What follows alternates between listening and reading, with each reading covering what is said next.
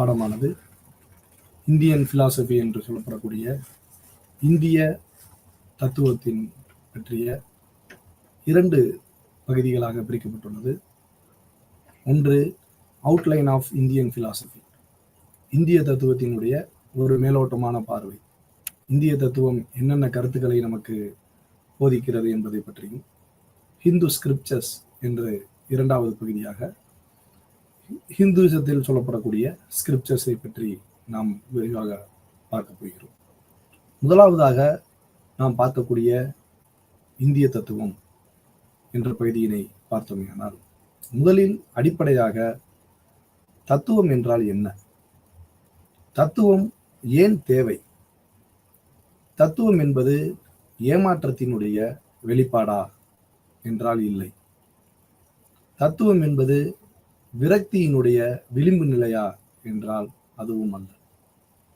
தத்துவம் என்பது ஒரு அறிவினுடைய வெளிப்பாடு, அறிவினுடைய ஆரம்பம். தத்துவம் என்பது நமது வாழ்வை சமப்படுத்துவது, சரிப்படுத்துவது, வாழ்க்கையினுடைய நெறிமுறையைப்படுத்தி ஒரு மனிதன் எவ்வாறெல்லாம் இந்த உலகில் நெறிமுறைகளோடு வரன்முறையை பின்பற்றி வாழ முடியும் என்பதை நமக்கு இந்த தத்துவமான இந்திய தத்துவமானது நமக்கு அருமையாக போதிக்கிறது. அப்படி நாம் பார்க்க போகும் என்றால், அதனை நாம் ஏன் அவ்வாறு இன்றைய மனித சமுதாயம் அதை கடைபிடித்து வாழவில்லை என்ற ஒரு சந்தேகம் எழும்புகிறது. ஏனெனில் எங்கு பார்த்தாலும் பிரச்சனைகள், சமூகத்தில் மனிதர் வீட்டில் உள்ள சக உறுப்பினர்களிடம் புரிந்து கொள்ளக்கூடிய நிலை இல்லை, பிரச்சனைகள், உலக அளவிலும் பிரச்சனைகள். அப்படியெனில் இந்திய தத்துவமானது நாம் இந்திய தத்துவத்தை புரிந்து கொள்ளவில்லையா, அல்லது தெரிந்து கொள்ளவில்லையா, அல்லது அதன்படி நாம் நடப்பதற்கு நாம் மறுக்க சூழலில் உள்ளோமா என்றெல்லாம் நமக்கு கேள்வி எழும்புகிறது. அவ்வாறு நாம் பார்க்கையில், அடிப்படையில் மனிதன் என்பவன் யார் என்ற ஒரு மிக முக்கியமான ஒரு பகுதியை நாம் காண வேண்டும். மனிதன் என்பவன் ஓர் உயிரினம் என்றால், மனிதன் என்பவன் ஒரு உயிரினம் என்றால், மனிதன் விலங்கினமா மனித இனமா என்ற அடுத்த ஒரு கேள்வியானது நம்மிடையே தோன்றுகிறது. மனிதன் விலங்கினமா மனித இனமா என்ற ஒரு கேள்வி தோன்றுகிறது. அல்லது மனிதன் என்பவன் தெய்வீக தன்மை உடையவனா என்று நாம் பார்த்தோமேயானால், மனிதன் என்பவன் 6 அறிவு படைத்த ஒரு மனித இனம் என்று நாம் கூறுகிறோம். அதிலும் 6 அறிவு படைத்த மிருகமா என்ற ஒரு கேள்வி நம்மிடையே தோன்றும். அப்படியெனில் ஓரறிவு படைத்த அமீபாவும் உயிரினம்தான், 5 அறிவு படைத்த மிருகங்களும் உயிரினம்தான், 6 அறிவு படைத்த மனிதனும் உயிரினம்தான். அப்படியெனில் விலங்கினங்களுக்கும் மனிதனுக்கும் என்ன வேறுபாடு என்று நாம் பார்க்க வேண்டும். அப்படியானால் மனிதனுடைய தன்மை என்ன, மிருகத்தினுடைய தன்மை என்ன? மிருகம் என்பது தன்னுடைய வாழ்க்கையை இதுதான் என்று நிர்ணயிப்பதில்லை. இந்த animal is as it is. அதற்கு என்ன தேவையோ அதை அதுவே பூர்த்தி செய்து கொள்கிறது. அதற்கு உணவு வேண்டுமென்றால் அது உணவை பூர்த்தி சொல்கிறது. அதற்கு இச்சை தேவைப்படுகிற பொழுதும், அதற்கு இனப்பெருக்கம் தேவைப்படுகிற பொழுதும் அது அதுவாகவே தனக்கு தேவையானதை பூர்த்தி செய்து கொள்கிறது. அதற்கென்று ஒரு வரன்முறை என்பது கிடையாது. ஆனால் மனிதன் என்பவன் அப்படி அல்ல. மனிதன் என்பவன் தனக்கென்று ஒரு வரன்முறையை வகுத்துக் கொள்கிறான். அப்படிப்பட்ட ஒரு வரன்முறையை வகுத்து கொடுக்கக்கூடிய தத்துவமாக நாம் இந்திய தத்துவத்தை காணலாம். அந்த இந்திய தத்துவமானது மனிதனுடைய மேம்பாட்டிற்கும் மனித குலத்தினுடைய அறநெறியை பாதுகாக்கவும் பல்வேறு விதமான கருத்துக்களை நமக்கு கூறி வருகிறது. அப்படிப்பட்ட இந்திய தத்துவமானது நமக்கு எங்கிருந்து நாம் அதை புரிந்து கொள்கிறோம் என்று பார்த்தோமேயானால், நமக்கு இந்திய தத்துவமானது 4 விதமான வேதங்களை கூறுகிறது. இந்த 4 விதமான வேதங்கள் என்பது மனிதனுடைய நெறிமுறை. ஒரு மனிதன் எவ்வாறு இந்த சமூகத்தில் வாழ வேண்டும், எதையெல்லாம் கடைபிடிக்க வேண்டும், எவ்வாறான சூழ்நிலைகளை நாம் சமாளித்து வாழ்வதற்கு தேவையான 4 விதமான அடிப்படையான வேதங்களை கூறுகிறது. அனைவருக்கும் தெரிந்த ஒன்றே, ரிக், யஜூர், சாம, அதர்வன. இந்த 4 விதமான வேதங்களானது மனிதனுடைய ஒழுக்க நெறிமுறைகளை வாழ்வதற்காக நமக்கு வழங்கப்பட்டது. இந்த 4 விதமான வேதங்களிலிருந்து நமக்கு 4 விதமான வாழ்க்கையை நாம் எவ்வாறாக வாழ வேண்டும் என வகைப்படுத்துவதற்கான ஒரு விதமாக மந்திரங்கள், பிராமணங்கள், முதலாவதாக மந்திரங்கள், இரண்டாவதாக பிராமணங்கள், மூன்றாவதாக ஆரண்யம், நான்காவதாக உபநிடதங்கள் என்று 4 விதமான வழிமுறைகளை நமக்கு தொகுத்து தருகிறது. இந்த 4 விதமான வழிமுறைகளிலிருந்தும் நமக்கு தத்துவ கோட்பாட்டை உட்படுத்துவது என்று நாம் பார்த்தோமேயானால், அது உபநிடதங்கள் என்று நம்மால் அரிதாக கூற முடியும். அந்த உபநிடதங்கள் என்பவை நமக்கு மனிதனுடைய வாழ்க்கையினை எவ்வாறாக மனிதன் வாழ வேண்டும், அந்த வாழ்வானது மனிதனுக்கு எந்த அளவிற்கு மேம்பட்டு ஒரு பயனுள்ள வாழ்க்கையாக அமைய முடியும் என வாழ்க்கை முறையை பிரித்து காட்டுகிறது. முதலாவதாக பிரம்மச்சரியம், இரண்டாவதாக கிரகஸ்தம், மூன்றாவதாக வனப்பிரஸ்தம், நாலாவதாக சந்நியாசம். இந்த ஒவ்வொரு வாழ்க்கை முறையும் மனிதனுக்கு மிக முக்கியமான நிலைகளாகும். முதலாவதாக சொல்லப்படக்கூடிய பிரம்மச்சரியம் என்பது நம்மளுடைய இளமை கால பருவம். இளமை கால பருவம் எவ்வாறாக இருக்க வேண்டும், இளமை காலத்தில் நாம் எதெல்லாம் செய்ய வேண்டும் என்ற ஒரு பகுதியினை நமக்கு கூறுவதுதான் இந்த பிரம்மச்சரிய வாழ்க்கை. இரண்டாவதாக கூறக்கூடிய கிரகஸ்தம் என்று சொல்லப்படக்கூடிய இல்லற வாழ்க்கை. நம்மளுடைய இல்லறம் என்பது எவ்வாறாக இருக்க வேண்டும், இல்லறத்தை எவ்வாறு நாம் அமைத்துக் கொள்ள வேண்டும் என்பது பற்றிய இரண்டாவதாக தெரிவிக்கக்கூடிய பகுதி. மூன்றாவது வனப்பிரஸ்தம், ஓய்வு நிலை என்று நாம் அதை எடுத்துக்கொள்ளலாம். ஒரு ரிட்டைர்மெண்ட் ஸ்டேஜ், ஒரு 50 ஒரு 70 வயதில் உள்ளவர்களை நாம் எடுத்துக்கொள்ளலாம். அடுத்ததாக சந்நியாசம். இந்த சந்நியாசம் என்பதுதான் மிக முக்கியமானது, மனிதனுடைய நிறைவு பகுதி. மனிதன் எவ்வாறு வாழ்ந்து இந்த உலகத்தில் மடிகிறான் என்று நாம் பார்க்கிற பொழுது, அந்த சந்நியாசம் என்று சொல்லப்படக்கூடிய கடைசி ஸ்டேஜ் என்பது மனிதனுடைய அந்த சந்நியாச பகுதியானது நிறைவு பகுதி என்று நாம் அதை கூறுகிறோம். இந்த 4 விதமான வாழ்க்கைக்கான ஒழுக்க நெறிமுறைகளை பின்பற்றி மனிதன் வாழ்வதற்கு வாழ்க்கையினுடைய பாதைகளை அவை வகுக்கிறது. ஒவ்வொரு வேதங்களும் 4 விதமான கருத்துக்களை, ஒழுக்க நெறிமுறைகளை, வழிமுறைகளை கூறிவிட்டு அடுத்தபடியாக அதனிலிருந்து நாம் எவ்வாறு வாழ்க்கையினுடைய பாதைகளை நாம் அமைத்துக் கொள்ள முடியும், அந்த பாதையானது நாம் எதையெல்லாம் நாம் தேர்ந்தெடுக்க வேண்டும் என்பதற்கு 4 விதமான மார்க்கங்களை நமது இந்திய தத்துவமானது வழங்கியுள்ளது. முதலாவதாக நாம் பார்த்தோமேயானால் கர்மயோகம், இரண்டாவதாக பக்தி யோகம், மூன்றாவது ராஜயோகம், நான்காவது ஞான யோகம். ஒவ்வொரு யோக முறைகளும் மனிதனுடைய வாழ்க்கை பாதைகளை நமக்கு மிக இலகுவாக விளக்குகின்றன. எந்த ஒரு மனிதனும் 4 விதமான யோக முறைகளை கடைபிடிக்க முடியாது. ஏனெனில் இந்தியன் என்று நாம் சொல்லிவிட்டாலே இங்கு பலதரப்பட்ட சமயங்களும் பலதரப்பட்ட மதங்களும் பலதரப்பட்ட ஜாதிகளும் இருக்கக்கூடிய ஒரு ஒட்டுமொத்த ஒரு சமூகத்தில் யாராலும் எதையும் அனைத்தையும் கடைபிடிப்பது என்பது சாத்தியம் அல்ல. ஏனெனில் ஒருவர் கர்மயோகத்தை கடைபிடிக்கலாம், ஒருவர் ராஜயோகத்தை கடைபிடிக்கலாம், ஒருவர் ஞான யோகத்தை கடைபிடிக்கலாம், ஒருவர் பக்தி யோகத்தை கடைபிடிக்கலாம்.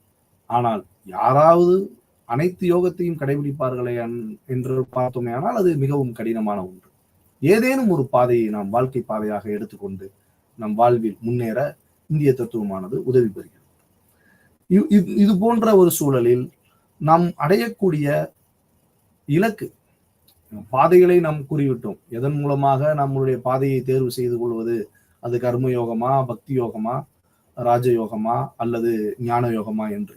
ஆனால் நாம் எதன் மூலை இந்த பாதைகள் மூலமாக நாம் அடையக்கூடிய கோல், இலக்கு என்று சொல்கிறோம். ஒரு மனிதன் என்பவன் பிறந்துவிட்டால் அவன் இறப்பதற்குள் நம்மளுடைய லட்சியம் என்று ஒன்று இருக்கும், இலக்கு என்று. அந்த இலக்கினை அடைவதற்கு நாம் என்ன செய்ய வேண்டும் என்று பார்த்தோமே ஆனால், இந்திய தத்துவமானது புருஷார்த்தங்கள் என்று கூறுகின்றன. புருஷார்த்தாஸ் என்று சொல்வார்கள். 4 விதமான பிரிவுகள். ஒன்று தர்மம். தர்மம், அர்த்தம், காமா, மோட்சா அப்படின்னு சொல்வார்கள் சமஸ்கிருதத்தில். தமிழில் நாம் தர்மம், அர்த்தம், காமம், மோட்சம் என்று நாம் அதை உச்சரிக்கிறோம். இந்த தர்மம் என்பது நாம் வாழ்வியல் என்னெல்லாம் செய்யணும், தர்ம காரியங்கள், தர்ம சாஸ்திரங்கள் உண்டு. இந்த தர்மத்தை பற்றிய விளக்குவதற்கு இந்திய தத்துவத்தில் நிறைய தர்ம சாஸ்திரங்கள் உண்டு. அதே போல் அர்த்தா. அர்த்தா என்றால் பொருள். அந்த பொருள் என்பது நாம் எவ்வாறு மனித குலத்தில் பொருள் ஈட்ட வேண்டும், எவ்வாறான எந்த வழிகளில் நாம் பொருள்கள் ஈட்ட வேண்டும், தவறான வழிகளா அல்லது நேர்மையான வழிகளா என்ற பல்வேறு விதமான விளக்கங்களை நமக்கு அர்த்த சாஸ்திரமானது சொல்கிறது. குறிப்பாக நாம் உதாரணத்துக்கு எடுத்துக்கொள்ள வேண்டுமானால் கூட, பொருள் என்பது நாம் உழைக்க வேண்டும், உழைப்புக்கு ஏற்ற ஊதியம் வேண்டும், அது மிக முக்கியமான ஒன்று. அது போன்ற நிறைய கருத்துக்களை அர்த்த சாஸ்திரங்கள் நமக்கு போதிக்கிறது. அடுத்து மனிதனுக்குரிய காமம். மனிதனுடைய இச்சைகளை தீர்ப்பதற்கு, மனிதனுடைய ஆசைகளை, மனிதனுடைய இச்சைகளை தீர்ப்பதற்கு எண்ணற்ற காம சூத்திரங்கள் இருக்கிறது. இறுதியாக மோட்சம். இந்த மோட்சம் என்பது நிறைவு பகுதி என்று நாம் கருதுகிறோம். Death is a end of life. ஒரு மனிதனுடைய வாழ்வு என்பது அவன் இறந்து விட்டால் முடிந்து விட்டது என்று இந்திய தத்துவம் கூறுகிறது. இந்திய தத்துவம் அதை மட்டும்தான் கூறுகிறது என்றால் அது கிடையாது. அதற்கு நிறைய கருத்து வேறுபாடுகள் ஒவ்வொரு தத்துவ ரீதியாக, ஒவ்வொரு சிந்தனை பள்ளிகள் என்று கூறக்கூடிய இந்திய தத்துவத்தினுடைய பல பிரிவுகள் ஒவ்வொரு கருத்துக்களை அவர்கள் கூறி வருகிறது. there is no continuation of life அப்படின்னு சொல்றோம். மனிதன் இறந்து விட்டால் அது கண்டினியூஷன் கிடையாது, அதோட முடிஞ்சு, எண்டு. மனிதன் இறப்போடு மனிதனுடைய வாழ்வானது முடிந்து விட்டது என்று சொல்லக்கூடிய சிந்தனை வகுப்புகளும் பள்ளிகளும் உண்டு. நிறைய பிரிவுகள் இந்த கருத்தினை ஒரு மனிதன் என்பவன் இறந்து விட்டால் அவனது வாழ்க்கை முடிந்து விட்டது என்பதை நிறைய இந்திய தத்துவ வகுப்புகளானது ஏற்றுக்கொள்வதில்லை. ஏன் இந்திய தத்துவமானது நிறைய சிந்தனை பள்ளிகளானது ஏற்றுக்கொள்வது இல்லை என்று நாம் பார்த்தோமே ஆனால், மனிதனுடைய கூறுகளாக இந்திய தத்துவங்கள் 2 விதமாக பிரிக்கிறது. உடல், உயிர். இந்த உடல் என்பது இந்த உயிர் இருப்பது வரைதான் இந்த அறிவினை பெறுகிறது. இந்த உடலானது 5 புலன்களின் வழியாக, கண் மூலமாக, செவி மூலமாக, நுகர்வது மூலமாக, தொடுவது மூலமாக, சுவைப்பது மூலமாக என்று சொல்கிறோம். 5 புலன்களின் வழியாக நம்மளுக்கு அறிவு கிடைக்கிறது. ஆனால் இந்த உயிரானது இல்லை என்றால் இந்த அறிவானது செயல்படாது. ஆக ஒரு மனிதன் என்றால் உடல் மற்றும் உயிர் 2 பகுதிகள் உள்ளன என்ற இந்திய தத்துவத்தினுடைய கருத்துக்களும் நிலவி வருகின்றன. நம்மிடையே 2500 ஆண்டுகளுக்கு முன்னர் வாழ்ந்த கௌதம புத்தர், அவருடைய கருத்துக்களை நாம் பார்த்தோமேயானால், அவர் நிர்வாணம் என்று கூறுகிறார். அவருடைய philosophical point of view for nirvana philosophy. நிர்வாணம் என்றால் இந்த கர்ம காரியங்களில் எல்லாம் மனிதனுக்கு கர்மம் உண்டு, சொர்க்கம், நரகம், அதெல்லாம் அவர் எல்லாத்தையும் கலைந்துட்டு தன்னை முழுமையாக விடுவித்தல் அப்படின்னு அவர் சொல்றார். எல்லாத்துல இருந்தும் முழுமையாக விடுவிச்சுக் கொள்கிறார். புத்திசம் பிலாசபின்றது அதான், தன்னை முழுமையாக விடுவித்தல், நிர்வாணா ஸ்டேஜ். அப்ப நிர்வாணா ஸ்டேஜ் என்று சொல்லக்கூடிய இது போன்ற தத்துவ கருத்துக்களும் இந்திய தத்துவத்தில் உண்டு. அடுத்ததாக செல்ஃப் ரியலைசேஷன். நீங்க இறந்தாதான் உங்களுக்கு முக்தி கிடைக்கும் அப்படின்றது கிடையாது. நீங்க உங்களை அறிஞ்சாலே, செல்ஃப், ஹூ ஆமை, நான் யார் என்ற கேள்விக்கு நீங்கள் பதிலை தெரிந்து விட்டீர்களே ஆனால், நீங்கள் உயிருடன் இருக்கும் பொழுதே உங்களால் முக்தியை அடைய முடியும் என்ற சிந்தனை வகுப்புகளும் இந்திய தத்துவத்தில் உண்டு. அப்படியெனில் வாழ்க்கை என்பது நமக்கு ஒரு வழி பாதையாக அமைகிறது. இந்த ஒரு வழி பாதைன்றது வந்து ரொம்ப முக்கியமானது. இந்த நீங்க வாழ்க்கையில வந்து நீங்க இடது பக்கம் திரும்ப முடியாது, வலது பக்கம் திரும்ப முடியாது, யூ டர்ன் பேட்டும் வர முடியாது. நீங்க போறதுதான் அப்படியே முன்னாடி தான் போக முடியும். அப்ப மனிதன் என்பவன் சிந்தித்து புத்தியுடன் திறன்பட ஆராய்ச்சி செய்து மனித வாழ்க்கையை உயர்த்தி செய்ய வேண்டும். அப்படிப்பட்ட வாழ்க்கையை ஒரு மனிதன் வாழ வேண்டும் எனில் இந்த வாழ்க்கை என்பது உண்மையா என்ற ஒரு கேள்வியானது நம்மிடம் பிறக்க வேண்டும். இந்த வாழ்க்கை உண்மை என்றால் நான் இந்த நொடிதான் உண்மை என்று சொல்லக்கூடிய தத்துவங்களும் உண்டு. இந்த நொடி எனக்கு என்ன நடக்கிறது அது உண்மை என்று சொல்லக்கூடிய இந்திய தத்துவங்களும் உண்டு. அப்படி நாம் பார்த்தோமே ஆனால் past is already death. Past is already dead. நேற்று என்பது இறந்து விட்டது, அதை நம்மால் முடியாது, கொண்டு வர முடியாது. Tomorrow is unknown. நாளை என்ன நடக்கும் என்பது தெரியவில்லை, நமக்கு தெரியாது. நாளைக்கு என்ன நடக்கும் என்பது யாருக்கும் தெரியாது. So tomorrow is unknown. So present life is alone, it is real. இந்த நொடியில் என்ன நடக்கிறதோ அதுதான் நிச்சயம் என்ற கருத்துக்களும் இந்திய தத்துவத்தில் கூறப்படுகிறது. The maximum amount of pleasure at this time. இந்த நொடி பொழுது நீங்கள் எவ்வளவு சந்தோஷமாக இருக்கிறீர்கள், இந்த சந்தோஷம்தான் நிலையானது என்று சொல்லக்கூடிய கருத்தினை உடைய இந்திய தத்துவங்களும் உண்டு. அப்படியெனில் இல்யூஷன், இந்த உலகம் என்பது பொய், தோற்றம், அப்பியரன்ஸ் என்று சொல்லுவோம். அப்பியரன்ஸ் ரியாலிட்டி என்றால் தோற்றம். உதாரணத்துக்கு நாம் பார்த்தோமே ஆனால் காணல் நீரை நாம் உதாரணமாக சொல்லலாம். காணல் நீர் என்பதை நம்மால் பார்க்க முடியும், காணல் நீரை வந்து நம்ம பார்க்கிறோம். பட் ஆனா அந்த காணல் நீர் வந்து உண்மை அல்ல, தோற்றம், த இல்யூஷன், மாயை என்று கூறுகிறார்கள். இந்த உலகத்தை மாயை என்று கூறக்கூடிய கருத்துக்களும் இந்திய தத்துவத்தில் உண்டு. அப்ப அப்பியரன்ஸ் ரியாலிட்டி, தோற்றத்தை பார்த்து நாம் வந்து பார்க்கிறோம், காணல் நீர் தெரியுது, ஆனா அது உண்மையான நிகழ்வு கிடையாது. அப்படி எனில் அதை நாம் இல்யூஷன் என்று சொல்லக்கூடிய கருத்துக்களும் நிலை வருகிறது. அப்ப இதுல நம்மளுக்கு என்ன முக்கியமா நம்ம பார்க்கிறோம் அப்படின்னா, பிறப்புக்கு முன்பும் நம் இறப்புக்கு பின்பும் வாழக்கூடிய வாழ்க்கை தான் உண்மை என்று சொல்லக்கூடிய இந்திய தத்துவங்களும் உண்டு. அப்ப எண்ணற்ற தத்துவ கருத்துக்கள் இந்திய தத்துவங்களில் பொதிந்து கிடைத்துள்ளன. அந்த தத்துவ கருத்துக்களை யாரேனும் ஒருவர் இதுதான் இந்திய தத்துவம் என்று கூறினால் நீங்கள் ஏற்றுக்கொள்ளாதீர்கள். ஏனெனில் இந்திய தத்துவமானது பல்வேறு கருத்துக்களை நமக்கு முன்வைக்கிறது. அதை நாம் 3 விதமாக இந்திய தத்துவத்தினுடைய இந்த தத்துவ கருத்துக்களை பிரித்துக் கொள்ளலாம். முதலாவதாக நாம் கேட்கக்கூடிய கேள்வி, அறிவு என்றால் என்ன? இந்த அறிவு என்பது எத்தகைய தன்மை உடையது? அறிவை பெறுவது நமக்கு எந்த வழிகளில் கிடைக்கிறது என்ற 3 பிரிவானது தத்துவமானது நமக்கு கூறுகிறது. அறிவு என்றால் என்ன, அறிவு எத்தகைய தன்மை உடையது, அறிவினை நாம் எந்த வழிகளிலெல்லாம் பெற முடியும் என்று நமக்கு கிடைக்கிறது. அப்படி நாம் பார்த்தோமே ஆனால் 5 புலன்களின் வழியாக நமக்கு அறிவு கிடைக்கிறது என்று நாம் கூறலாம். கண், காது, நுகர்வது மூலமாக, சுவைப்பது மூலமாக, தொடுவது மூலமாக நமக்கு அந்த 5 புலன்களின் மூலமாக அறிவானது கிடைக்கிறது.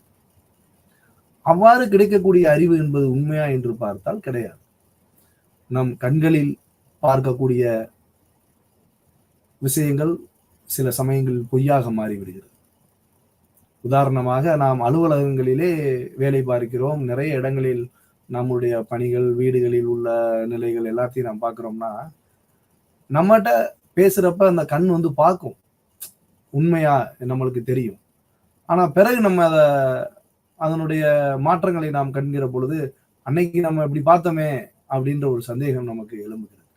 அப்ப கண் பார்க்கிறதெல்லாம் உண்மையை நம்ம நம்பிட முடியாது. அப்ப கண் பார்ப்பதிலும் தவறு ஏற்படுகிறது. அப்ப இந்த 5 புலன்கள் மூலமாக கிடைக்கக்கூடிய அறிவு என்பது உண்மையா என்று பார்த்தால் அதுவும் இல்லை என்ற ஒரு நிலைப்பாட்டிற்கு தான் நாம் வர முடிகிறது. அப்ப அறிவானது வெவ்வேறான வழிகளில் நமக்கு கிடைக்கிறதா என்று பார்த்தோம்னால் கிடைக்கிறது. அப்ப நான் யார் என்ற ஒரு கேள்வி. அப்ப நான் பொய்யா? இந்த வாழ்க்கையில் நான் கண்ணால் பார்த்த ஒரு விஷயம் பொய் என்றால் அப்ப நானும் பொய்யாக வேண்டிய ஒரு சூழல் உருவாகிறது. அப்ப நான் யார்? நான் பொய்யா? இந்த உலகில் மாற்றம் வருகிறது என்றால் இந்த உலகமானது பொய்யா என்ற ஒரு கேள்வி அடுத்து நம்மிடையே தோன்றுகிறது. உலகம் பொய்யா அப்படின்னு நம்ம பார்த்துட்டோம் அப்படின்னா, எஸ், இந்த உலகம் என்பது ஒரு கண்டினியூஸ் ப்ராசஸ். இந்த உலகமானது ஒரு தொடர்ச்சி. You cannot step down at the same river twice. You cannot step down at the same time twice. ஒரு ஆற்றில் நீங்கள் உங்களது கால்களை எடுத்து வைக்கிறீர்கள். அங்கு தண்ணீரானது அந்த காலில் பதிகிறது. நீங்கள் காலை எடுத்து விட்டீர்கள். மீண்டும் மறுமுறை அந்த காலை நீங்கள் ஆற்றில் வைக்கிற பொழுது அந்த தண்ணீரானது, முதல் வைத்த தண்ணீரானது கடந்து விடுகிறது. அப்ப நம்மளுக்கு அந்த கண்டினியூஸ் ப்ராசஸ் என்பதுதான் இங்கு மிக முக்கியம். அதே பழைய நிலையே இருக்குதான்னு பாத்தீங்கன்னா இல்ல. அப்ப வாழ்க்கை என்பது ஒரு தொடர்ச்சி. அப்ப தொடர்ச்சி என்றால் மாற்றம் என்பதுதான் உண்மை எனில், மாறாதது எதுவுமே இந்த உலகத்தில் இல்லை என்பதை நாம் புரிந்து கொள்ள வேண்டும். அப்ப உண்மைக்கு என்ற ஒரு குணம் ஒன்று நமக்கு தெரிகிறது. அப்ப இந்த உண்மை என்ன அப்படின்னு நம்ம பார்த்தோம்னா, பிறப்புக்கும் இறப்பிற்கும் அப்பாற்பட்டது. அதை நாம் அறிந்துட்டு கூற முடியாது. ஏன்னா உண்மை it's a truth.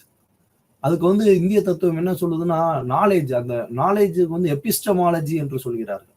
Epistemology, theory of epistemology. அது பற்றி நாம் மற்ற வகுப்பில் பார்க்கிற பொழுது ரொம்ப விரிவாக நாம் அதை பார்ப்போம். இப்ப மேலோட்டமாக நாம் இந்திய தத்துவம் என்ன சொல்கிறது என்று பார்க்கிற பொழுது ஒரு சில கருத்துக்களை மட்டும்தான் நம்ம இங்க பதிவிட ஒரு சூழல். அப்ப பிறப்பிற்கும் இறப்பிற்கும் அப்பாற்பட்டதுதான் உண்மை. அப்போ எது உண்மை என்ற அடுத்து ஒரு கேள்வி வருகிறது. உண்மை என்பது இஸ் அல்டிமேட் ரியாலிட்டி. இந்த அல்டிமேட் ரியாலிட்டி என்று நாம் சொல்லுகிறோம் என்றால் அதை நாம் உணர முடியுமா? அந்த உண்மையினை நாம் உணர முடியுமா என்று நமக்குள்ளே ஒரு கேள்விகள் வருகிற பொழுது, உண்மையை உணர முடியும். அதற்கு என்னென்ன வழிகள் உள்ளன என்பதனை இந்த தத்துவ கோட்பாடுகளானது நமக்கு மிக தெளிவாக கூறுகிறது. அறிவின் வழியாகவும் உண்மை வழியாகவும், அந்த அறிவின் மூலமாக எவ்வாறு உண்மையை கண்டறிவது, இந்த 3 தான் முக்கியமான. அறிவு, நாலேஜ், தியரி ஆஃப் நாலேஜும் ட்ரூத், எவ்வாறு உண்மை மூலமாக நாம் தெரிந்து கொள்ள வேண்டும். 3ஆவதாக இந்த அறிவின் மூலமாக நாம் எவ்வாறு உண்மையை தெரிந்து கொள்வது என்று நமக்கு மிக அருமையாக இந்திய தத்துவமானது விளக்குகிறது. அப்படியெனில் தத்துவம் என்பது ஏமாற்றத்தின் வெளிப்பாடா? இல்லை. தத்துவம் என்பது துன்பத்தினுடைய வெளிப்பாடா? இல்லை. அவை வாழ்க்கையை செம்மைப்படுத்தக்கூடிய, நமக்காக நம்முடைய வாழ்வை சீர்படுத்தக்கூடிய, செம்மைப்படுத்தக்கூடிய ஒரு தத்துவமானது இந்திய தத்துவம் என்று நாம் அதை மறந்துவிடக்கூடாது. ஏன் இந்த வாழ்வில் துன்புறுகிறோம்? மனிதன் என்பவன் ஏன் இந்த வாழ்க்கையில் துன்புறுகிறார் என்றால், நாம் தத்துவங்களை கடைபிடிக்கிறோமா என்று பார்த்தோமே ஆனால் இல்லை. அதனால்தான் இந்த வாழ்வியலில் நமக்கு துன்பங்கள் என்பது நிகழ்கிறது. அப்ப நாம் இந்திய தத்துவமானது பெரும்பாலும் நாம் மேலோட்டமாக பார்க்கிற பொழுது இந்திய தத்துவம் வேதங்களை ஏற்றுக்கொள்கிறது. வேதங்களை தன்னுடைய அதிகாரங்களாக ஏற்றுக்கொள்ளக்கூடிய ஒரு தன்மை என்பது இந்திய தத்துவங்களுக்கும் உண்டு. அதே நிலையில் வேதங்களை மறுக்கக்கூடிய சிந்தனை பள்ளிகளும் இங்கு உண்டு. அப்படி நாம் பார்க்கிற பொழுது வேதங்களை ஏற்றுக்கொள்ளக்கூடிய ஸ்கூல்களை நாம் ஆர்த்தோடாக்ஸ் என்று கூறுகிறோம். அதாவது ஆஸ்திக தர்ஷனா அப்படின்னு சொல்லுவோம் சான்ஸ்கிரிட்ல. வைதீக சமயங்கள் என்று சொல்கிறார். வேதங்களை ஏற்றுக்கொள்ளக்கூடிய சமயங்களை, அதாவது நியாயா வைசேசிகா, சாங்கியா யோகா, மீமாம்சா அண்ட் வேதாந்தா என்று சொல்கிறார்கள். இந்த மீமாம்சையை பூர்வ மீமாம்சா என்று கூறுகிறார்கள். வேதாந்தாவை உத்தர மீமாம்சா என்று கூறுகிறார்கள். அதுதான் பிறகு அந்த பாடத்தில் வருகிற பொழுது நாம் விரிவாக காண்போம். இந்த ஹெட்ரோடாக்ஸ் ஸ்கூல் என்று பார்க்கையில் பொழுது கடவுளை முழுமையாக மறுக்கக்கூடிய பள்ளிகள். அதாவது சார்வாக்கம், புத்திசம், ஜெயினிசம், இந்த மூன்றுமே கடவுள் கொள்கையை மறுக்கிறது. ஆர்த்தடாக்ஸ் ஸ்கூல் என்று சொல்லப்படக்கூடிய நியாயம், வைசேசிகம், சாங்கியம் என்பவை வேதங்களை ஏற்றுக்கொள்கிறது. ஆனால் அனைத்து பள்ளிகளும் ஒரே கருத்தை உடையவனா என்றால் இல்லை. ஒவ்வொரு பள்ளிகளுக்கும் ஒவ்வொரு விதமான கருத்துக்களை, ஒவ்வொரு ஸ்கூலும் ஒவ்வொரு விதமான தனக்கென்ற உள்ள கருத்துக்களை நிரூபித்து இந்திய தத்துவங்களில் நிலைத்து நிற்கின்றன. ஒவ்வொன்றும் ஒவ்வொரு விதமான தத்துவ கருத்துக்களை கொண்டு அது தன்னுடைய பாதையை விலக்கி, அதன் பார்வை சரிதான் என்று விலக்கி ஒவ்வொரு கருத்துக்களும் தன்னுடைய நிலைப்பாட்டினை உறுதி செய்கிறது. அப்படி என்றால் இந்த உலகம் என்பது நமக்கு நிரந்தரம் அல்ல என்று நாம் தோன்றுகிறது என்றால், இந்த உலகம் என்பது மாறக்கூடியது.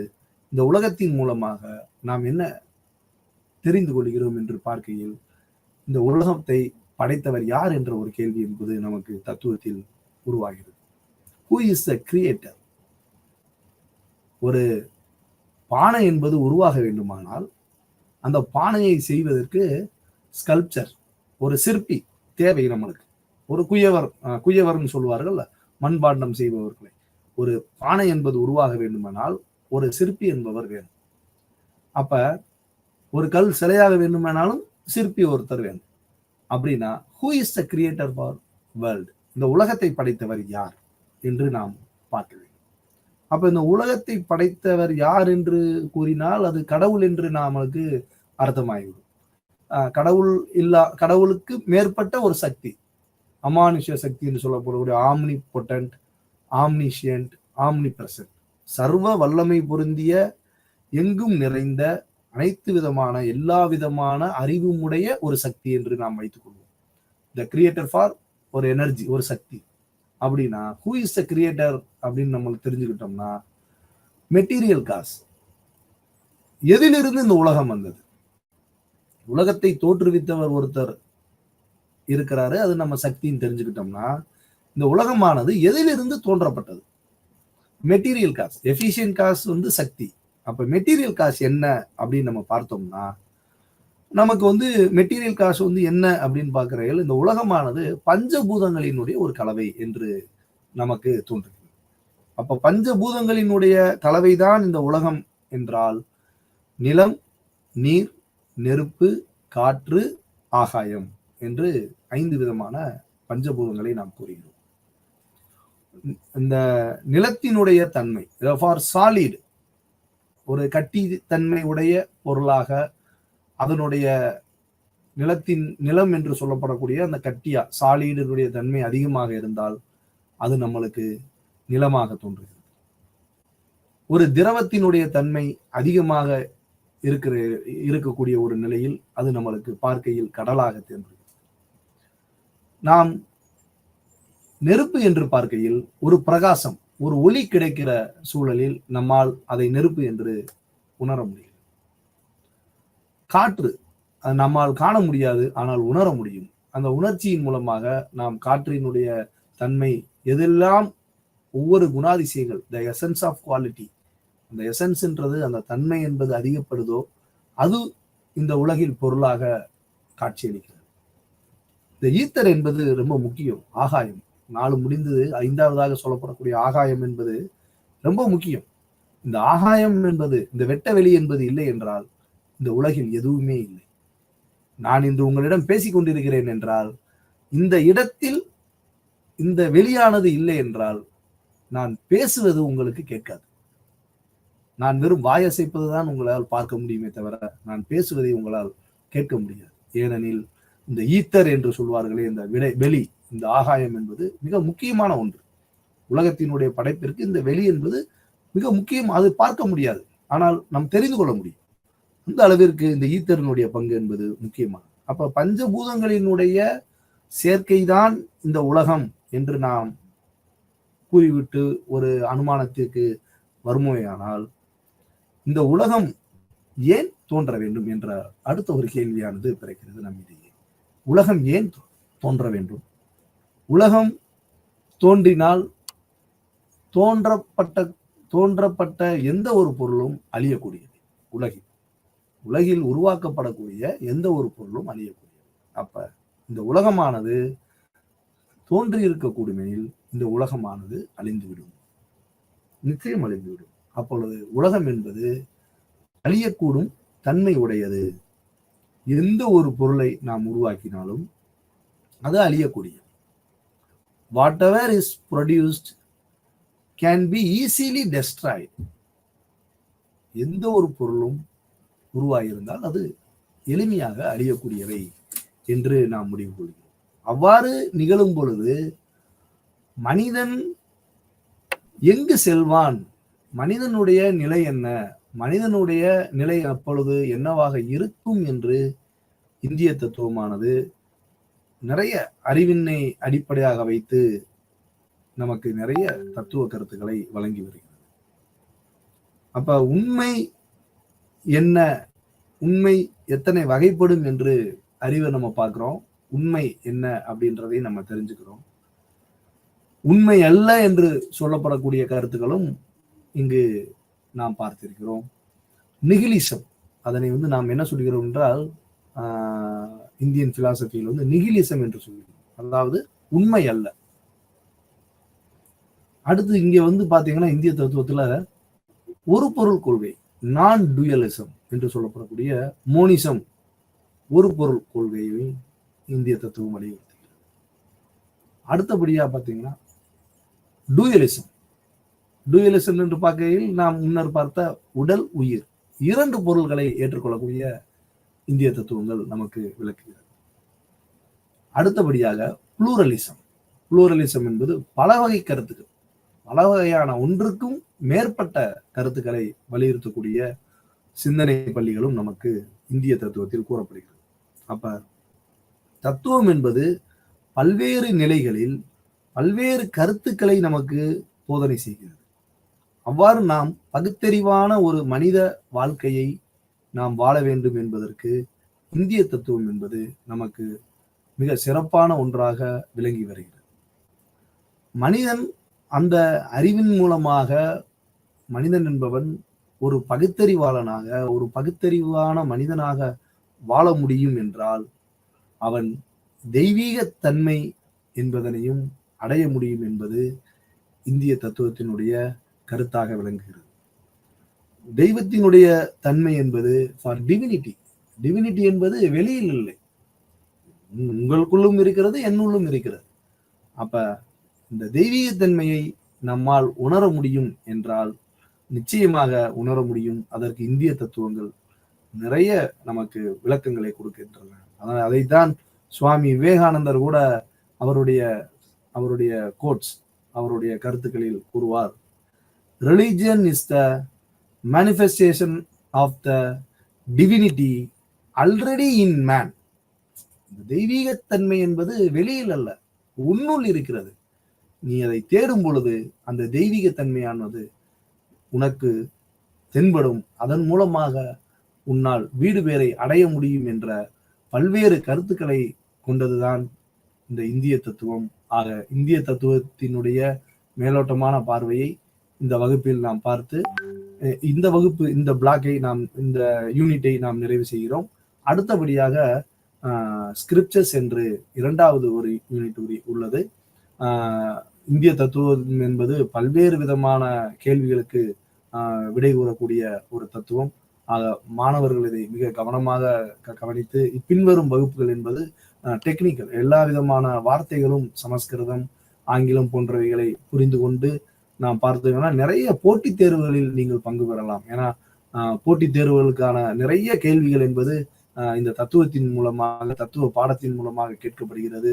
ஆனால் உங்களுக்கு இந்திரா காந்தி பல்கலைக்கழகத்தில் பட்டம் மற்றும் பட்டத்திற்காக படிக்கிறீர்கள் என்பதை விட உங்களுடைய வேலை வாய்ப்புக்கான ஒரு சந்தர்ப்பத்தையும் இந்த பாடத்திட்டமானது தருகிறது. ஆகவே உன்னிப்பாக கொஞ்சம் கவனிக்க வேண்டும் என மாணவர்களை கேட்டுக்கொள்கிறேன். அடுத்த பகுதியான ஸ்கிரிப்சர்ஸ், இந்து ஸ்கிரிப்சர்ஸ் என்பதை நாம் பார்ப்போம்.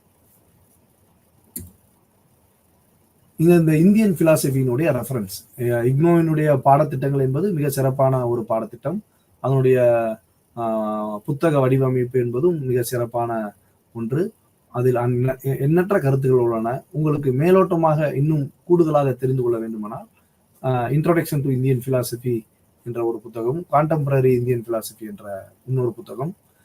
தமிழில் நீங்கள் புரிந்து கொள்ள வேண்டுமானால் இந்திய தத்துவ ஞானம் என்று தமிழக அரசினுடைய விருது பெற்ற கி லக்குமணன் எழுதிய ஒரு புத்தகம் உள்ளது. அதை நீங்கள் பார்த்து தெரிந்து கொள்ளலாம். இந்தியன் பிலாசபியினுடைய அடுத்த பகுதியாக நாம் ஹிந்து ஸ்கிரிப்சர்ஸை நாம் பார்க்கிறோம். முதலாவதாக வேதாஸ்.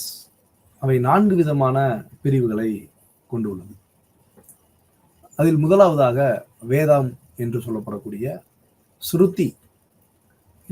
ஸ்ருதி இஸ் ஒன்லி ஃபார் ஹியரிங் என்று சொல்வார்கள். நம்மனால் ஸ்ருதின்றது hearing, not for text. This is a primary sources, அடிப்படை ஆதாரமான நூல்கள் என்று நாம் இந்து ஸ்கிரிப்சர்ஸில் ரிக், யஜூர், சாம, அதர்வ என்ற 4 விதமான நூல்களை நம்மால் பார்க்க முடிகிறது. அடுத்ததை பார்த்தீங்கன்னா, இந்த வேதங்கள் 4 ரிக், யஜூர், சாம, அதர்வன அவற்றிலிருந்து சம்ஹிதா அப்படின்னு ஒரு ஹைமன்ஸ் பாடல்கள் போன்ற தொகுப்புகள் கிடைக்கிறது. பிரம்மன் என்ற ஒரு பகுதியானது வருகிறது. வேதத்தில் இருந்து கிடைக்கக்கூடிய 2 விதமான பகுதிகள், சம்ஹிதா, பிரம்மன். இந்த சம்ஹிதா, பிரம்மன் அப்படின்ற பகுதிகளிலிருந்து நமக்கு கிடைக்கக்கூடியது உபநிடதங்கள் என்று நாம் கூறுகிறோம்.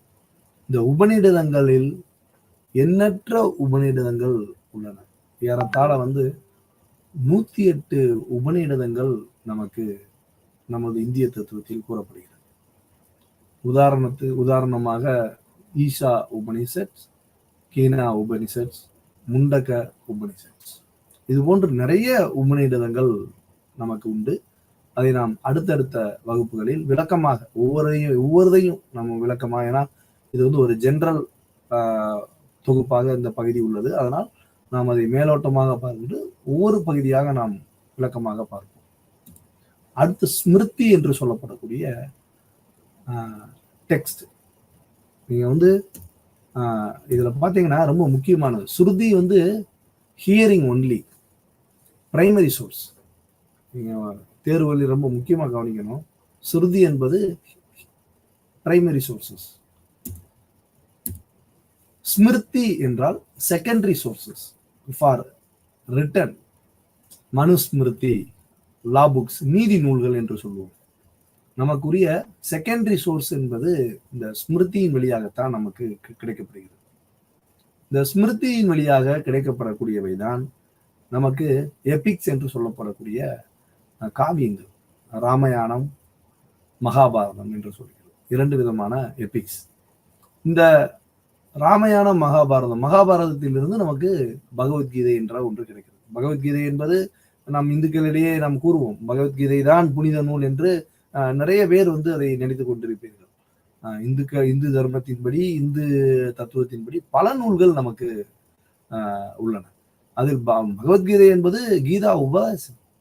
அர்ஜுனனுக்கு ஒரு போர்க்களத்தில் சொல்லப்பட்ட 18 அத்தியாயம். அந்த அத்தியாயத்தினுடைய தொகுப்பு தான் பகவத்கீதை. பகவத்கீதை என்பது இந்துக்களுடைய புனித நூல்களில் வரக்கூடிய ஒன்று. நிறைய நூல்கள் உள்ளன இந்து தர்மத்தில். அதனால் அதை மட்டும் நாம் புனித நூலா என்று பார்த்தோமே ஆனால் புனித நூல். ஆனால் அதை தொடர்ந்து நிறைய புனித நூல்கள் உள்ளன என்பதையும் நாம் புரிந்து கொள்ள வேண்டும். இந்த பகவத்கீதை இதிலிருந்து நமக்கு லா புக்ஸ், அதனிலிருந்து கிடைக்கக்கூடியவைதான் புராணங்கள். இந்த புராணம் அப்படின்னு நம்ம பார்க்கிறப்ப பகவத புராணம், மார்க்கண்டேய புராணம் மற்றும் இன்னும் நிறைய புராணங்கள் நமக்கு உள்ளன. இதையெல்லாம் புராணங்களில் வருகிறது. அதிலிருந்து, இந்த புராணங்களில் இருந்து வரக்கூடியதுதான் சண்டி என்று சொல்லப்படக்கூடிய பார்ட் ஆஃப் மார்க்கண்டேயா. இந்த புராணங்களிலிருந்து கிடைக்கக்கூடிய ஒன்றுதான் நம்மளுக்கு அந்த மார்க்கண்டேயாவிலிருந்து. மார்க்கண்டேயான்றது ஒரு புராணம் தான். அந்த மார்க்கண்டேய புராணத்திலிருந்து பார்ட், ஒரு பகுதி அந்த பகுதியினுடைய பெயர் சண்டி என்று சொல்லப்படக்கூடிய ஒரு புராணம். அடுத்தபடியாக தர்சனாஸ் என்று சொல்லப்படக்கூடிய இந்திய தத்துவத்தினுடைய வேதங்களை ஏற்றுக்கொள்ளக்கூடிய சமயங்கள் என்று சொல்லலாம், அல்லது வேதங்களை ஏற்றுக்கொள்ளக்கூடிய பிரிவுகள் என்று சொல்லலாம். தர்சனாஸ் என்றால் ஒரு தரிசனம், ஒரு பார்வை. என்னன்னா நியாயா வைசேசிகா.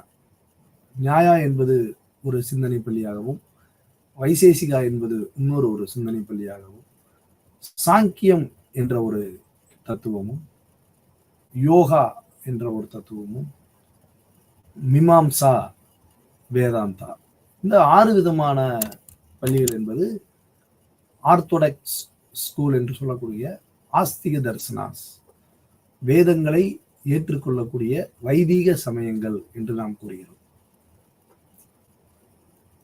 வேதங்களை ஏற்றுக்கொள்ளக்கூடிய சமயத்திற்கு நாம் ஆஸ்திக தர்சனா என்றும், வேதங்களை மறுக்கக்கூடிய சமயங்களுக்கு நாம் நாஸ்திக தர்சனா என்றும் கூறுகிறோம். அப்ப இந்த 6 சமயங்களும் நமக்கு வேதங்களை ஏற்றுக்கொள்ளக்கூடிய, வேதங்களை அடிப்படையில் தன்னுடைய அதிகாரங்களாக ஏற்றுக்கொள்ளக்கூடிய பிரிவாக நாம் இந்த 6 தத்துவ பாடப்பிரிவுகளையும் நாம் பார்க்கிறோம். இந்த வேதாந்தா என்ற கடைசி பிரிவில் இருந்துதான் நமக்கு 3 விதமான வேதாந்தங்கள் பிறக்கின்றன. அத்வைத வேதாந்தம், துவைத வேதாந்தம், விசிஷ்ட அத்வைத வேதாந்தா என்ற 3 விதமான கருத்துக்கள், 3 விதமான தத்துவ கோட்பாடுகள் நமக்கு கிடைக்கின்றன. அடுத்தபடியாக நாம் பார்க்கிறோம் என்றால் ஹிந்து ஸ்கிரிப்டர்ஸினுடைய தந்த்ராஸ். இந்த தந்த்ராஸ் என்று சொல்லப்படக்கூடியதில் நிறைய வருகின்றன. ஆகம நிகம என்று சொல்கிறோம். இவற்றில் மேஜிக் உண்டு, பிளாக் மேஜிக் என்ற ஒரு விஷயம் உண்டு. இந்த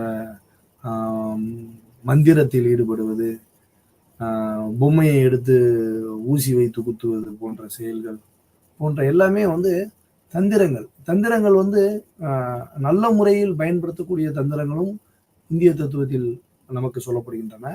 அதே நேரத்தில் பிளாக் மேஜிக், அதை ஒரு ஒரு என்ன சொல்வது, ஒரு தவறான செயல்களுக்கு, ஒரு தவறான நிலைக்கு நாம் கொண்டு வருவதற்கு, நமது மனநிலையை உருவாக்குவதற்கு அந்த பிளாக் மேஜிக் என்ற ஒரு தந்திரங்களும் நமக்கு பயன்படுகிறது.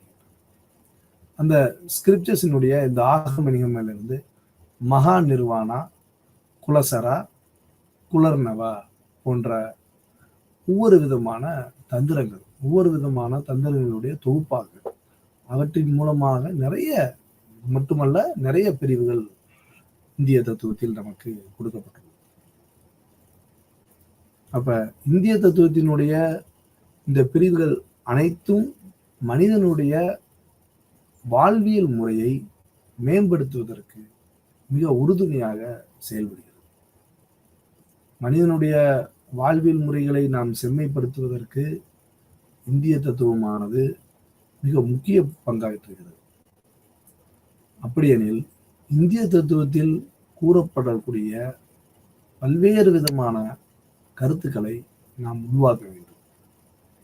உள்வாங்கினால் மட்டும் போதுமா என்று நாம் பார்த்தோமேயானால் அதை நாம் செயல்முறைப்படுத்த வேண்டும். அப்பொழுதுதான் நாம் வாழும் வாழ்க்கையானது ஒரு அர்த்தத்தை உண்டு பண்ணும். அர்த்தத்துடன் நம் வாழ்க்கை அமைவதற்கு இந்திய தத்துவம் என்பது மிக முக்கியமான ஒன்றாக கருதப்படுகிறது. அப்ப இந்த சிந்தனை பள்ளிகள் ஒவ்வொன்றும் ஒவ்வொரு விதமான கருத்துக்களை நமக்கு போதிக்கின்றன. உதாரணமாக நாம் இந்திய தத்துவத்தில் பார்த்தோமேயானால் இந்த நியாயம் என்று சொல்லக்கூடிய பாடப்பிரிவானது நமக்கு தர்க்கவியல் என்று சொல்லப்படக்கூடிய லாஜிக் என்று சொல்லுவார்கள்.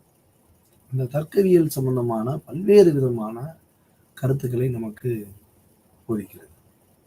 அப்ப ஒவ்வொன்றும் ஒவ்வொரு வித கருத்துக்களை வெளிப்படுத்துகிற பொழுது அது எவ்வாறாக நமக்கு தெளிவுபடுத்த வேண்டும் என்று பார்க்கையில் அவைகள் நமக்கு பிரமாணங்கள் என்று சொல்லுகிறோம். பிரமாணம் எதன் மூலமாக இந்த அறிவானது கிடைக்கிறது? பிரமா ஏ பிரமா அப்படி என்று 2 சொல்கிறார்கள். பிரமா என்றால், பிரமா அப்படின்னா நாலேஜ், என்ன வேலிட் நாலேஜ். இந்த நாலேஜ் என்பது, அறிவு என்பது நமக்கு எப்படி கிடைக்கிறது என்று சொல்வதற்கு நிறைய நாலேஜ் எப்படி கிடைக்கும்? அப்ப இந்த அறிவை பெறுவதற்கான வழிகளாக பிரமாணா, பிரமா என்றால் வேலிட் நாலேஜ். பிரமா PRAMA பிரமான் சொல்லிட்டீங்கன்னா அது வந்து வேலிட் நாலேஜ். நீங்க பிரமாணா என்று சொல்லிட்டீர்கள் சோர்ஸ் ஆஃப் வேலிட் நாலேஜ். அந்த வேலிட் நாலேஜ், சரியான அறிவு கிடைப்பதற்கான வழிகள். அந்த சரியான அறிவு என்பது எதன் மூலமாக நமக்கு கிடைக்கின்றன என்று சொல்வதற்கு தான் இந்த பிரமாணங்களை இந்திய தத்துவங்கள் உள்ளே வைத்திருக்க. ஒவ்வொரு பிரமாணங்கள் உள்ளன. அதையெல்லாம் நாம் அடுத்த வகுப்பில் நாம் பார்க்கிறோம். ஒரு மேலோட்டமாக இன்று நாம் தெரிந்து கொள்கிறோம். பிரமாணங்கள் என்பது நிறைய பெர்செப்ஷன், இன்ஃபரன்ஸ், கம்பேரிசன், டெஸ்டிமனி, அனுபலாப்தி, அர்த்தாபதி, நிறைய பிரமாணங்கள் உண்டு. ஒவ்வொன்றும் ஒவ்வொரு விதமான கருத்துக்களை, ஒவ்வொரு விதமான தத்துவ கோட்பாட்டினை வெளிக்கொணர்ந்து நமக்குள் இருக்கக்கூடிய சந்தேகங்களை, நமக்குள் எவ்வாறெல்லாம் சந்தேகம் ஏற்படுகிறது என்பதை நிவர்த்தி செய்து, ஒரு உதாரணத்துக்கு நீங்கள் எல்லாம் தெரிந்த உதாரணம் தான், ஒரு அறையில் கயிறு ஒன்று தொங்கிக் கொண்டுள்ளது. ஆனால் அந்த கயிற்றினை நீங்கள் வெளிச்சம் இல்லாமல் இருக்கையில் பார்க்கிற பொழுது ஒரு பாம்பு என்று அதை நீங்கள் நினைக்கிறீர்கள். அத பாம்புன்னு நினைச்ச உடனே பதட்டத்துல போய் சொல்றீங்க, பாம்பு மாதிரி இருக்கு அப்படின்னு சொல்றீங்க. அப்படின்னா அந்த கயிறுல வந்து பாம்பு தன்மை, அதாவது ஸ்னேக்னஸ், பாம்பினுடைய தன்மையானது அந்த ரோப்ல வந்து இருக்கு. ரோப்னஸ், அந்த வளைந்து நெளிந்து கொள்ளக்கூடிய தன்மை அந்த கயிற்றில் இருப்பதனால் உங்களுக்கு அது பாம்பாக தோன்றுகிறது. ஆனால் அது பாம்பு அல்ல, உண்மையில் அது பாம்பு அல்ல. அப்படியெனில் நீங்கள் முதலில் பார்த்த உடன் உங்கள் மனதில் தோன்றியது பாம்பு அப்படின்னு சொல்லிட்டு நீங்க ஒரு கம்பு எடுத்து போய் அடிக்க போறீங்க. கயிறை பாக்குறீங்க, கயிறை பார்த்தோன்னே பாம்பா தெரியுது, தெரிஞ்சோடனே நீங்க போய் கம்பு எடுத்து அடிக்க போறீங்க. கம்பு எடுத்து அடிக்க போறப்ப லைட் வந்தோடனே நீங்க கயிறை பாக்குறீங்க. அப்ப நீங்க என்ன சொல்றீங்க, என்ன சொல்லுவோம் நம்ம அப்படின்னு பார்த்தோம்னா, பாம்புன்னு நினைச்சேன் அப்படின்னு சொல்லி பார்த்தா கயிறா இருக்கு. அப்ப முதலில் நீங்கள் முதலிலும் அது கயிறு தான், ஆனால் உங்கள் கண்களுக்கு அது பாம்பாக தெரிந்தது. அதனாலதான் நீங்கள் கம்பை தூக்கிட்டு வர்றீங்க அடிக்கிறது. அப்ப நீங்க முதலில் பார்த்த பாம்பும் உண்மை, அடுத்ததா பார்த்த கயிறும் உண்மை. அப்படிதான் எடுத்துக்கொள்ள முடியும். அப்ப இந்த மாதிரியான சில ஒரு தர்க்கவியலான பிரச்சனைகளுக்கு, பல்வேறு விதமான கேள்விகளுக்கு இந்திய தத்துவமானது மிக எளிமையாகவும் அழகாகவும் விளக்கம் அளிக்கிறது. அதற்கான ஒரு வழிமுறைகளாகத்தான் இந்திய தத்துவங்கள் ஒரு 10 விதமான பிரமாணங்களை வைத்துள்ளது. ஒவ்வொரு விஷயத்தையும் பிரமாணங்கள் மூலமாக அழகாக விளக்குகிறது. நியாயம் என்ற ஒரு சிந்தனை பள்ளியானது பிரமாணங்களை வைத்து விளக்குகிறது என்றால், வைசேசிகா என்பது அதற்கு உண்டான தத்துவ கோட்பாட்டினையும் அதற்கு உண்டான தத்துவ கருத்தையும் கொண்டு அவை வந்து மனிதர்களுக்கு மிக எளிதாக விளக்குகிறது. அதே போல் சாங்கியம் என்பது எவல்யூஷன் தியரி, எவல்யூஷனை பற்றி, உலகத்தினுடைய எப்படி பரிணாமம், பரிமாற்றங்களுடைய தோற்றம் போன்ற எல்லாம் எவ்வாறு தோன்றப்பட்டிருக்கக்கூடிய அனைத்து விதமான விளக்கத்தையும் தியரி ஆஃப் எவல்யூஷன் என்று சாங்கியத்தில் நம்மால் பார்க்க முடியும். நிறைய கருத்து. சாங்கிய யோகாவில் வந்து நம்ம பார்த்தோமே, ஆனால் தரிசன யோகாவில் பார்த்தோம்னா நிறைய 8 விதமான ஸ்டேஜஸ், யமா, நியமா, ஆசனா, பிரணாயமா, பிரத்யேகரா, தாரணா, தியானா, சமாதி என்று 8 விதமான ஸ்டேஜஸை நமக்கு கூறுகின்றன.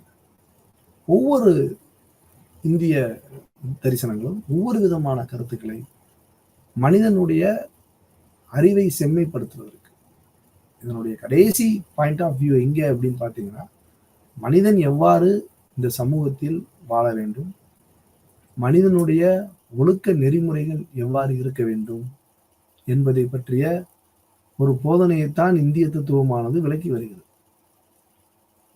மனிதன் ரேஷனலா திங்க் பண்ணணும் அப்படின்றதுக்கான பல்வேறு விதமான விளக்கங்களை அவை பிரமாணங்கள் மூலமாக ஒவ்வொரு பள்ளியும் ஒவ்வொரு சிந்தனைகளை மனிதனுக்கு போதிக்கிறது. சாங்கியா பிலாசபி ஒரு விதமான கருத்துக்களை போதிக்கிறது. வைசேசிகம் என்று சொல்லக்கூடிய வைசேசிகா ஒரு சில கருத்துக்களை கூறி வருகிறது. மீமாம்சை அதனுடைய பாதையில் நின்று அதனுடைய கருத்துக்களை போதிக்கிறது.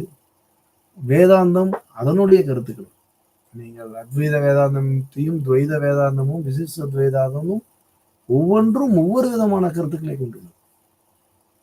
ஆனால் அனைத்து விதமான கருத்துக்களும் எங்கே யாருக்காக சொல்லப்படுகிறது, எதன் நோக்கத்திற்காக சொல்லப்படுகிறது என்று பார்த்தால், மனித குலத்தினுடைய முன்னேற்றத்திற்காகவும் மனிதனை வாழ்வியலில் ஒரு ஒழுக்க நெறியை பின்பற்றப்படக்கூடிய ஒரு வேல்யூ எஜுகேஷன் என்று சொல்லப்படக்கூடிய ஒரு பதிவு தான் இந்திய தத்துவம். இந்திய தத்துவம் அழகாக ஒவ்வொரு மனிதனுடைய வாழ்க்கை முறையை மாற்றுவதற்கான அனைத்து கருத்துக்களும் இந்திய தத்துவத்தில் புதைந்துள்ளன. இந்த இந்திய தத்துவத்தின் மூலமாக புனித நூல்கள் எத்தனையோ பல்லாயிரக்கணக்கான ஆண்டுகளுக்கு முன்னர் இந்த தத்துவங்கள் எல்லாம் இருந்திருக்கிறது என்றால், இதையெல்லாம் நாம் பின்பற்றுகிறோமா என்று பார்த்தீங்கன்னா ஒரு மிகப்பெரிய கேள்வி. இதை நாம் பின்பற்றாத சூழலினால்தான் நம் வாழ்வியலில் பல்வேறு பிரச்சனைகளை நாம் சந்திக்கிறோம். மனிதன் எவ்வாறு வாழ வேண்டும், மனிதனுடைய வாழ்க்கையானது எவ்வாறு நேர்த்தியாக அமைய வேண்டும் என இந்திய தத்துவங்கள் பல்வேறு விதமான தத்துவங்களின் மூலமாகவும் தத்துவ கோட்பாடுகளின் மூலமாகவும் மனிதனுடைய வாழ்க்கையை வரைமுறைப்படுத்தி வைத்திருக்கிறது. அதற்கு தகுந்தாற்போல் ஒவ்வொரு நூல்களும் ஒவ்வொரு நீதியை நமக்கு போதனை செய்கின்றன. அதை நாம் முழுமையாக ஒவ்வொரு தத்துவமும் என்ன கூறுகிறது, அதனுடைய கருத்து ரீதியான தொகுப்பு என்ன என்பதை நாம் தெரிந்து கொண்டு அதை நாம் வாழ்க்கைக்கு ஏற்றாற்போல் நம்முடைய வாழ்க்கை நடைமுறைக்கு நாம் மாற்றினோமே ஆனால், இந்திய தத்துவம் என்பது மனித வாழ்க்கையை மிகவும் செம்மைப்படுத்துவதாக அமையும்.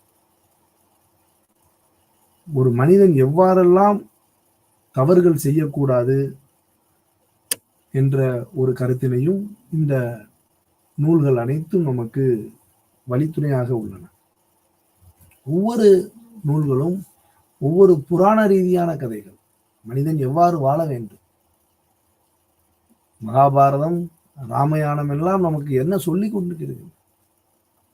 நிறைய பேருக்கு இன்று ராமாயணம் என்பதே தெரியாமல் போய்விடும். உங்கள் வீடுகளில் உள்ளவர்களுக்கு ராமாயணத்தை சொல்ல வேண்டும். ராமாயண கருத்துக்கள் எந்த அளவிற்கு மனிதனுடைய வாழ்க்கையை மேம்படுத்தும் என்பது நீங்கள் கூற வேண்டும். ராமனுக்கு எந்த அளவுக்கு அந்த காவியங்கள் ஒரு சகோதரத்துவத்தை வெளிப்படுத்துகிறது, இல்லற வாழ்க்கை நெறியை நமக்கு கண்ணிற்கு படமாக காட்சியளிக்கிறது என்று நாம் அதை உணர வேண்டும். குறிப்பாக இல்லற வாழ்க்கையில் நாம் எவ்வாறு இருக்கிறோம் என்ற ஒரு சூழல்களை எல்லாம் நமக்கு ராமாயணத்தை அதனுடைய அந்த காப்பியங்களை நாம் படித்தோமே ஆனால், வாழ்க்கையில் மனிதன் எவ்வாறு வாழ வேண்டும், எவ்வாறு நடக்க வேண்டும் என்ற பல்வேறு விதமான கேள்விகளுக்கு நமக்கு விடை கிடைக்கிறது. இன்று அதெல்லாம் எங்கு செல்கிறது என்ற ஒரு சந்தேகம் என்பது நமக்கு ஏற்படுகிறது. ஏனெனில் இந்த உலகம் என்பது மிகவும் வேகமான ஒரு உலகமாக மாறி வருகிறது. தத்துவங்களையும் பழைய பண்பாட்டு முறைகளையும் பழைய நாகரிக கலாச்சாரங்களையும் மறந்து இன்று அந்நிய கலாச்சார மோகமாக பழைய எந்த விதமான கருத்துக்களையும் நாம் உள்வாங்காமல் ஏதோ ஒரு வாழ்க்கை நடைபெறுகிறது, நாம் தினமும் ஓட வேண்டும், தினமும் பொருள் ஈட்ட வேண்டும், அந்த பொருளின் மூலமாக நாம் சந்தோஷமாக இருக்க வேண்டும், பிறர் எவ்வாறெல்லாம் போனாலும் நமக்கு கவலை இல்லை என்ற ஒரு நிலைப்பாட்டுடைய ஒரு சமூகமாக இந்த சமூகம் மாறி வருகிறது என்றால் நாம் தத்துவங்களை மறந்து இருக்கிறோம். இந்திய தத்துவங்களை மறந்த காரணத்தினால்தான் நாம் இந்த ஒரு அவநிலைக்கு தள்ளப்பட்டிருக்கிறோம் என்றுதான் நான் நினைக்கிறேன்.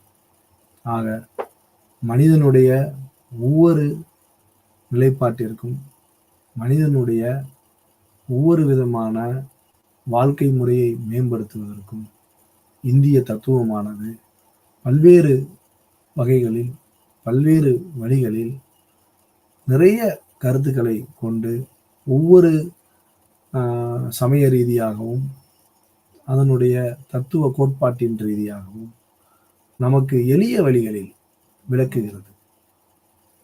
அதற்கான ஒரு வழிமுறையை அவை கடைபிடித்து வைத்துள்ளன. புராணங்கள் மூலமாக நமக்கு நிறைய விஷயங்களை இந்திய தத்துவமானது நமக்கு தருகிறது. இப்போ நம்ம எதையெல்லாம் கடைபிடிக்க வேண்டும், எதையெல்லாம் கடைபிடிக்க கூடாது என்ற கருத்துக்களை இந்திய தத்துவம் நமக்கு வழங்கி வருகிறது. இந்திய தத்துவத்தில் நிறைய இன்னும் நீங்க பாத்தீங்கன்னா புலன்கடந்த மெய்யியல்னு சொல்றோம். வைசேசிகாலாம் அதை பத்தி நம்ம அடுத்த வகுப்புல பார்க்கிறோம். புலன்கடந்த மெய்யியல் எவ்வாறெல்லாம் நம்மளுடைய மனிதனுடைய அறிவியல் எப்படி இருக்க வேண்டும் என்பதை சொல்லுகிறது. ரிச்சுவல்ஸ், சடங்குகளை பற்றி பேசுகிறது. மீமாம்சை என்று சொல்லப்படக்கூடிய ஒரு சடங்குகள் எவ்வாறெல்லாம் இந்த மனித குலத்தினுடைய சடங்குகள் உருவாகின, சடங்கு சம்பிரதாயங்கள் எல்லாம் எவ்வாறு உருவாக்கப்பட்டது, அந்த சம்பிரதாயங்கள் எவ்வாறான சூழலில் வளர்ந்தது என்ற ஒரு சூழலெல்லாம் நமக்கு இந்த பிரமாணங்கள் மூலியமாகவும் தரிசனங்கள் மூலமாகவும் நம்மால் விளங்கி கொள்ள முடியும். நாலேஜ் எவ்வாறெல்லாம் நம்மளுடைய அறிவினை வளர்த்து கொள்ள முடியும். ஞானம் நமக்கு எவ்வாறு நம்மளுடைய விஸ்டம் என்று சொல்வார்களே ஞானம், இந்த ஞானத்தை நாம் எவ்வாறு பெற முடியும், இந்த ஞானத்தை பெறுவதற்கான வழிகள் என்ன, ஞானத்தை நாம் அடைய வேண்டுமானால் அதற்கான வழிமுறைகள் என்ன என்பதனை நமக்கு வேதங்கள் கூறுகிறது. வேதாந்தா என்று சொல்லப்படக்கூடிய அத்வைத வேதாந்தமாக இருக்கட்டும், மத்துவரினுடைய துவைத வேதாந்தமாக இருக்கட்டும், ராமானுஜரினுடைய விசிஷ்ட அத்வைத வேதாந்தமாக இருக்கட்டும், மூன்றும் அத்வைத வேதாந்தம், சங்கரனுடைய அத்வைத வேதாந்தமாக இருக்கட்டும், மூன்றும் நமக்கு மனிதனுடைய அறிவினை மேம்படுத்துவதற்கான பல்வேறு விதமான விளக்கங்களை, ரியாலிட்டி என்று சொல்லப்படக்கூடிய பற்றிய பல்வேறு கருத்துக்கள். அத்வைத வேதாந்தா என்பது ஒரு சில அந்த ரியாலிட்டியை எப்படி மோனிசம் என்று சொல்லப்படக்கூடிய ஒரு பொருள் கொள்கை வழியாகவும், மத்துவரினுடைய துவைத கருத்துக்கள் என்று சொல்லப்படக்கூடிய உடல் உயிர் என்ற இரண்டு விதமான கருத்துக்களுடைய மத்துவருடைய கருத்துக்களையும், இந்த உடல் உயிர் உலகம் என்று சொல்லப்படக்கூடிய விசிஷ்ட அத்வைதாவினுடைய கருத்துக்களை சொல்லப்படக்கூடிய ராமானுஜருடைய கருத்துக்களையும் பல்வேறு விதமாக நமக்கு மனித குலத்தினுடைய மேம்பாட்டிற்கு இந்த இந்திய தத்துவமானது மிகவும் உறுதுணையாக இருந்து வருகிறது. ஆக இந்திய தத்துவம் என்பது மனிதனுடைய வாழ்க்கையை மேம்படுத்துவதற்கும், வாழ்க்கையை புரிந்து அறநெறியில் நடைபெறுவதற்கும் இந்திய தத்துவம் பெரிதும் துணை புரிகிறது. அந்த தத்துவத்தினை நாம் எவ்வாறு புரிந்து கொள்கிறோம் என்பதுதான் மிக முக்கியமான கேள்வி. ஆக ஒவ்வொருவரும் இந்திய தத்துவத்தை சிறப்பான முறையில் ஒவ்வொரு பகுதியாக நாம் அதை தெளிவாக உணர்ந்தோமேயானால் இந்திய தத்துவம் என்பது நமக்கு பல்வேறு கேள்விகளுக்கு விடையளிக்கும் விதமாக பல்வேறு பதில்களை கொண்டுள்ளதுதான் இந்திய தத்துவம். இந்திய தத்துவம் என்பது இதுதான் என்று யாராலையும் அறிவிட்டு சொல்லிவிட முடியாது. ஏனெனில் இந்திய தத்துவத்தில் பல்வேறு விதமான கருத்துக்களும் பல்வேறு விதமான தத்துவ கோட்பாடுகளும் நிறைந்த வண்ணம் உள்ளன. ஆகவே நாம் அனைவரும் இந்திய தத்துவத்தின்படி, இந்திய தத்துவத்தில் கூறப்படுகிற கருத்துக்களையும், இந்திய தத்துவத்தில் கூறப்படக்கூடிய அறநெறி கோட்பாடுகளையும் நல்ல முறையில் கடைபிடித்து நம்முடைய வாழ்வில் நெறியுடன் வாழ்வை மேம்படுத்த நாம் அனைவரும் முற்பட இந்த வகுப்பானது துணை நிற்கும் என கருதி இத்துடன் இந்த பாடத்தினை நிறைவு செய்கிறேன். நன்றி, வணக்கம்.